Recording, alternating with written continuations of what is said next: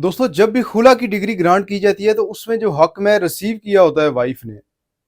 और जो डेफर्ड डावर की शक्ल में उसने बाद में लेना होता है, उनमें से कुछ परसेंटेज जो है लॉ के मुताबिक वो वाइफ को सरेंडर करना पड़ता है और कोई जो है ना वो रीपे करना होता है जब खुला की डिग्री ग्रांट की जाती है। तो अमूमन जो वर्ड उसमें कोर्ट लिखती है वो होता है सब्जेक्ट टू पेमेंट ऑफ जो डावर रिसीव्ड है या जो प्रॉम्प्ट डावर है या डेफर्ड डावर है जो भी है। तो अगर किसी सूरत में ऐसी सिचुएशन है कि वाइफ जो है वो पेमेंट जो है ना वो वापस करने के काबिल नहीं है या जो उसने बेनिफिट्स लिए हुए हैं उस शादी से उसको रिटर्न करने के काबिल नहीं है,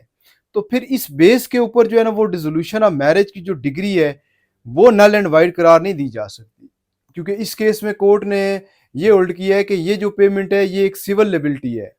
और इसके लिए खामंद को सेपरेटली अगर कोई कार्रवाई करनी है तो वो करे, क्योंकि इसका इस खुला की डिग्री के ऊपर कोई इफेक्ट नहीं पड़ेगा। दोस्तों खुला के रिलेटेड किसी किस्म का कोई क्वेश्चन हो